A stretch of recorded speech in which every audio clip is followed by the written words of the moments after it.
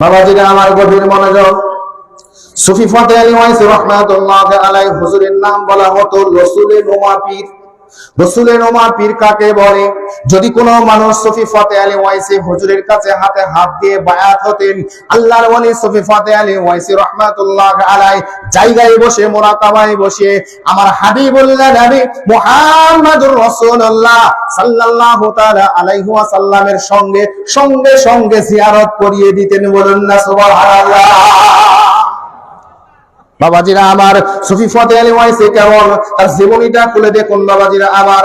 আপনি মোবাইলেও তার জীবনীটা পেয়ে যাবেন। আল্লাহর রাসূল জলি সুফি ফতে আলী ওয়াইসি রাহমাতুল্লাহ আলাইহি ঈশান নামাজ পড়ে হুজুর আমার দরুদ শরীফ পাঠ করেন, সারা সিরাত ধরে নবী পাকের প্রতি দরুদ পড়েন।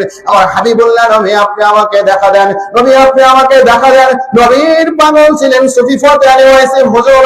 হাজার হাজার দিন পার হয়ে যায়, আমার নবী পাকের চেহারা দেখতে পান না, আমার নবী পাকের চেহারা দেখতে পান না।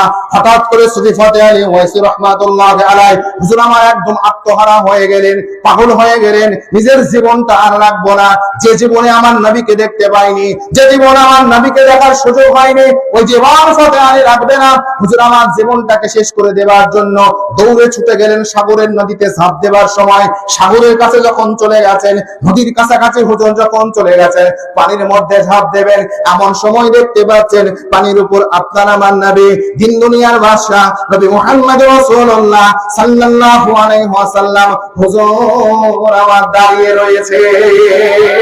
আল্লাহ নবী আল্লাহ রাসূল বলতে লেগেছে, ও বাবা ফতে আলী, বলো বলো বাবা, তুমি পানিতে কেন ঝাঁপ দিবে বাবা? হুজুর আমি আপনাকে দেখতে পাই না, হুজুর আপনার চেহারা মোবারকটা আমার দেখা হয় না, হুজুর এত ওয়াজিফা করি, এত আমল করি, এত দরুদ শরীফ করি হুজুর, কিন্তু আপনার চেহারা মোবারকটা দেখতে পাই না।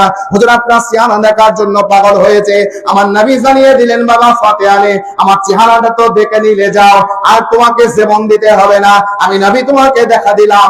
আল্লাহর ওলি সুফি ফতে আলী ওয়াইসি বলেছিলেন, হুজুর আবার কবে দেখতে পাবো? আমার নবী জানিয়ে দিয়েছিলেন, শোনো শোনো, প্রত্যেক সপ্তাহে জুমার রাত্রিতে যখনই তুমি বলবে আমি আল্লাহ রাসূল তোমার সামনে হাজির হয়ে যাব। সুফি ফতে আলী বলছে, না না না, তা হবে না, কিতাব খুলো, তা হবে না। হুজুর বলছে না। আমার হাবিবুল্লাহ নবীকে বক্ষ করে বললেন, ইয়া রাসূলুল্লাহ, ইয়া হাবিবাল্লাহ, হুজুর কেমন আশিকের রাসূল ছিলেন, কেমন আল্লাহ তাআলার পাগল ছিলেন, কেমন আমার নবী পাকের পাগল ছিলেন সুফি ফতে আলী ওয়াইসি। হুজুর আমার বলতে লাগলেন, ইয়া রাসূলুল্লাহ, ইয়া হাবিবাল্লাহ, সপ্তাহে সপ্তাহে হবে না, যখনই মন চাইবে, যখনই মন চাইবে, যখনই আপনাকে দেখতে মন চাইবে। সংক্ষেপ করে বলছি, আল্লাহ রাসূল শেষে বলেছিলেন প্রত্যেকদিন দেখা হবে। সুফি ফতে আলী ওয়াইসি বলেছিলেন, না হুজুর না, যখনই মন চাইবে।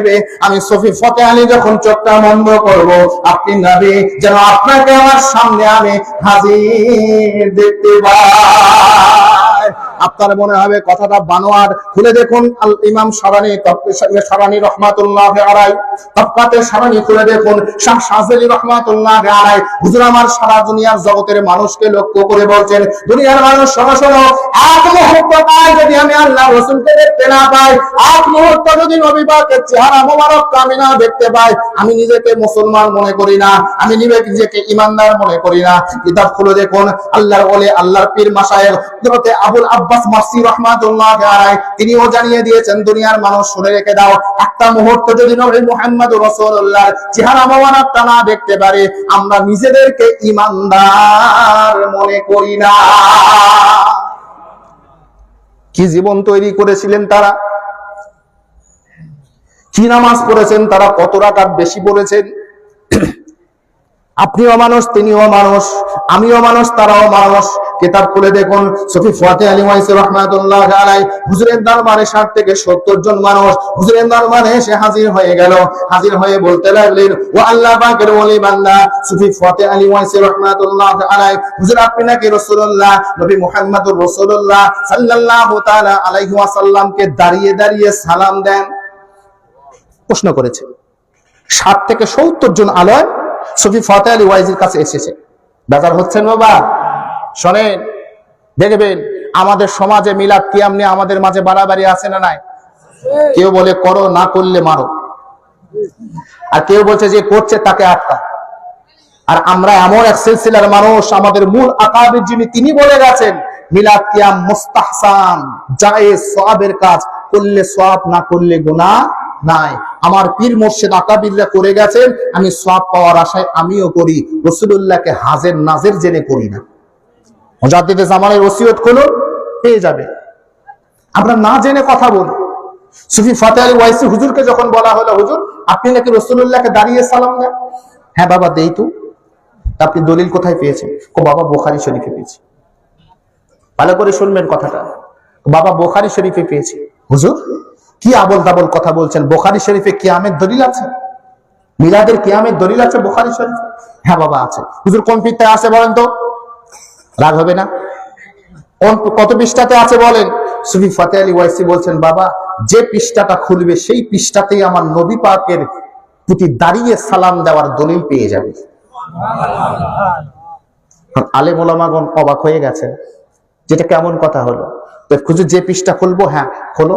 একটা পৃষ্ঠা খুলেছেন, খুলে যখন ক্বালা রাসূলুল্লাহ সাল্লাল্লাহু আলাইহি ওয়াসাল্লাম পাঠ করেছেন, ৬০-৭০ জন আলেম সমস্ত দাঁড়িয়ে উঠে আমার নবী পাকে আসসালাতু আসসালামু আলাইকা ইয়া রাসূলুল্লাহ বলে সালাম দিতে শুরু করলো। বলুন না সুবহানাল্লাহ।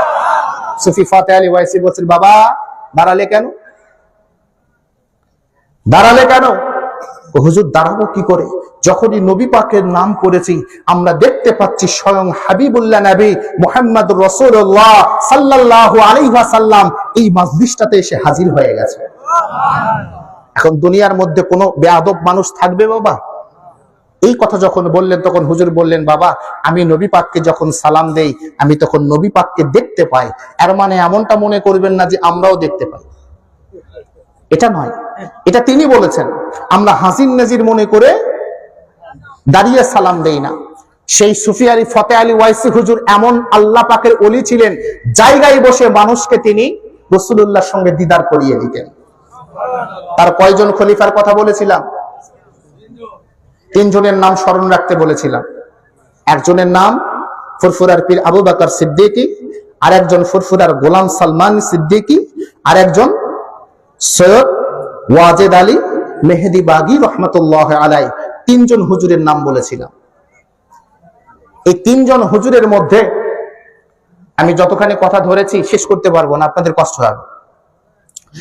সৈয়দ ওয়াজেদ আলী মেহেদি বাগী হুজুর, ইনার মুরিদ ছিলেন এই খানজাহানপুরের জমিনের একজন মানুষ, নাম হচ্ছে মুন্সি হামেদ আলী সাহেব। ইনার বাড়িতে মাহফিল করবেন, দাওয়াত দিয়েছেন। ওয়াজেদ আলী মেহেদি বাগী হুজুর দাওয়াত নিয়েছেন। জয়পুরহাট স্টেশন থেকে আসছে, আসার সময় এই যে আমি যখন স্টেজে উঠলাম, তাকবীর দিল না বাবা? এইরকম আল্লাহ পাকের ওলি বান্দাকে স্টেশন থেকে নিয়ে আসতে তাকবীর দিতে দিতে এনেছে। আর খানজাহানপুরের সুফি সাহেব হুজুর, উনি তখন ক্লাসে বসে, স্কুলে বসে ছাত্রদেরকে পড়াচ্ছেন। যাবার তো কোনো উপায় নাই। ওয়াজেদ আলী মেহেদি বাগী হুজুর এসে মুন্সি হামিদ আলীর বাড়িতে উঠেছেন। একজন মানুষ গিয়ে বলেছে, হুজুর আপনি হামিদ আলী বাড়ির খাবার খাবেন? উনি তো সুদ খায়। কাটি দিয়েছে, বুঝলেন? কাটি দেওয়ার লোক থাকে না? থাকে না? সব জায়গায় থাকে। যখনই এই কথা বলেছে, তখন ওয়াজেদ আলী হুজুর বলছেন, আমি তো হারাম খাবার খাবো না বাবা। আল্লাহর ওলিরা হারাম খেতেন? হারাম খেলে কেউ আল্লাহর ওলি হয়? এ বাবা বলেন, আল্লাহর ওলিরা হারাম খায়? ওলিদের অনুসরণ যারা করে তারা হারাম খায়। হালাল খানেওয়ালারাই আল্লাহর ওলি হয়। বলুন না সুবহানাল্লাহ। এক যাররা পরিমাণ সন্দেহজনক খাদ্য যদি পেটের মধ্যে ঢোকে, ওই মানুষ আল্লাহ পাকের বেলায়েত লাভ করতে পারবে না। হাজারো দলিল দিতে পারতাম, আপনাদের কষ্ট হবে, দেব না।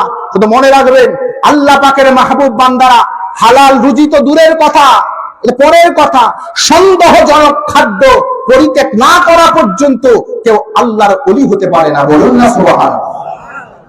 হাজারো প্রমাণ আছে। আমার চাকভারুনিয়া হুজুর কেবলা ইন্তেকাল করলেন, হুজুরকে অনেক মানুষ হাদিয়া দিত। কেউ ফলের বোতল দিয়েছে বিদেশি, কেউ হরলিক্সের কৌটা দিয়েছে। হুজুর ইন্তেকাল করলেন, মারা যাবার পর আমরা ভাই বোনেরা সবাই আত্মীয় স্বজনরা মিলে অনেকগুলা বোতল আছে, কি করব, ভাগ করে নিলাম। ভাগ করে নেবার পরে অনেক বোতলের গায়ে আমরা লেখা দেখছি, হুজুর তার ভাঙ্গা হাতে লিখে রেখেছেন খ্রিস্টানের টাকা, লিখে রেখেছেন ইহুদির টাকা, কোনটাই লিখে রেখেছেন হিন্দুর টাকা, কোনটাই লিখে রেখেছেন এনজিওর টাকা। বলেন তো বাবা, আপনি আমাকে দিলেন হাদিয়া, আমি কি করে জানবো এটা কার টাকা?